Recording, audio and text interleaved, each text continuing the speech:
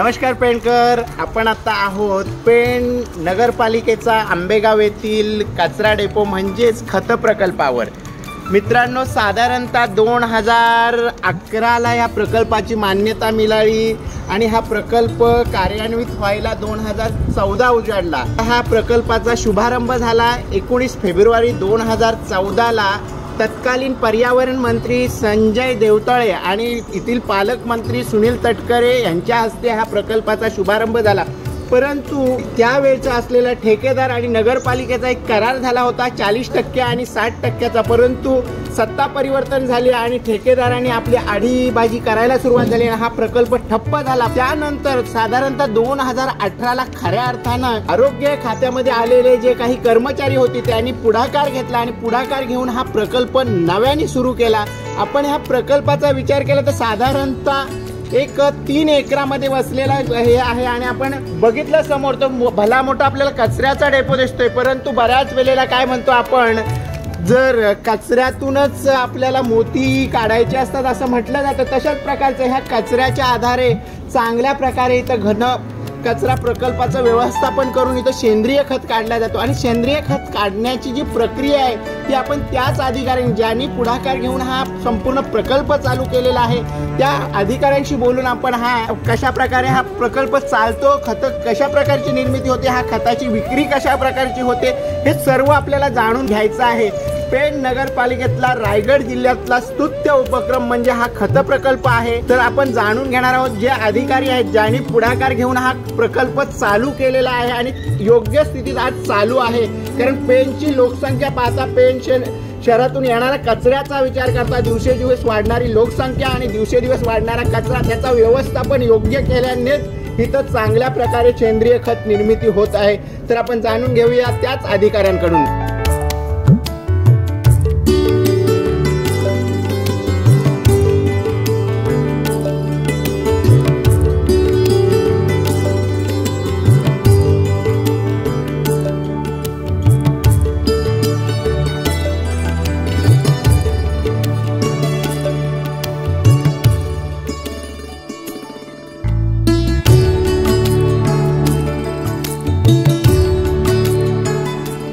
पाहिलं की जो कचरा पेणचा जो येतो तो भल्या मोठ्या प्रमाणात कचरा येतो, त्याची घनता कमी करण्यासाठी पहिली प्रक्रिया की ह्या प्रकल्पात होतं।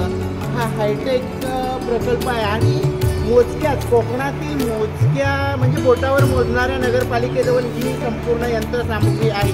ह्या कशा प्रकारचं कार्य करते हे आपण अंकिता मॅडमकडनं ऐकणार आहोत। तर अंकिता मॅडम, हा कशा प्रकारे संपूर्ण कार्य करते ते आम्हाला समजून सांगितलं बरोबर।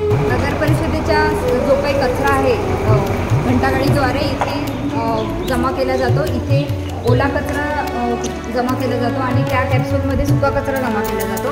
हे 2 ओला आणि सुका कचऱ्याचे स्वतंत्र कॅप्सूल आहेत। यामध्ये ह्या ओला कचऱ्याची घनता कमी केली जाते आणि जे काही लिचेट आहे त्यामधलं ते लिचेट ह्या इथे कॅनलद्वारे जमा केलं जाते आणि जो काही कॅप्सूलमध्ये जो काही कचरा राहील तो कचरा आपण घनकचरा व्यवस्थापन प्रकल्प आंबेगाव येथे वाहतूक केला जातो। ह्या दोन्ही कॅप्सूलची क्षमता 10 मेट्रिक टन 10 मेट्रिक टन अशी आहे। मित्रांनो, मी आत्ताच सांगितलं तुम्हाला त्याप्रमाणे आपल्याला आता ह्या अधिकारी वर्गाने कशा प्रकारे ह्या प्रकल्पाचं संपूर्ण व्यवस्थापन केलेलं आहे त्याबद्दल आपण ऐकणार आहात। आरोग्य निरीक्षक शिवाजी चव्हाण आणि ज्यांच्या नेतृत्वाखाली शिवाजी चव्हाण काम करतात त्या अभियंता अंकिता इसाल यांच्याशी आपण बोलणार आहोत आणि हा पूर्ण प्रकल्पाचं व्यवस्थापन ऐकून घेणार आहोत। तर आता शिवाजी चव्हाण आपल्याला संपूर्ण हा प्रकल्प समजून सांगणार आहे। नमस्कार। पेण शहरामध्ये नगरपालिका हद्दीतील कचरा उचलण्यासाठी एकूण 10 घंटागाड्या असतात। रस्त्यावरचा कचरा उचलण्यासाठी एक डंपर, 2 ट्रॅक्टर असतात। घंटागाडीद्वारे जो कचरा उचलला जातो, ओला कचरा सुका कचरा, तो FSTP plant composting hi tech transformer जिथं आपला आहे प्रोजेक्ट तिथं मिळून ओला कचरा वेगळा आणि सुका कचरा वेगळा, ओल्या कचऱ्याची प्रेस करून त्याच्यातला पाणी लिचेड काढलं जातं आणि सुक्या कचरा जो असतो त्याच्यामध्ये ते कंपोस्टिंग मशीनमध्ये तो त्याची घनता कमी करून आंबेगाव इथं आणलं जातं। इथे आणल्यानंतर हा ओला कचरा आपण इथे साठवला जातो। त्याच्यातला प्लास्टिक काच वगैरे का असेल तर तो काढून आपण मशीनमध्ये टाकला जातो। मशीनमध्ये टाकल्यानंतर 24 तासाच्या आतमध्ये आपला खत तयार होऊन त्या साईडने बाहेर पडतो. चव्हाण साहेबांनी आपल्याला जे सांगितलं तो खत 24 तासानंतर जो बाहेर पडतो तो ह्या मशिनीतून इथून संपूर्ण हा खत बाहेर पडत असतो आणि अशा प्रकारचा साधारणतः खत हा आपल्याला पाहायला मिळतो. हे बघा, हे विचार केला तर ह्या प्रकारचा खत आणि हा ओल्या स्थितीत आहे, थोडासा दमट आहे मला.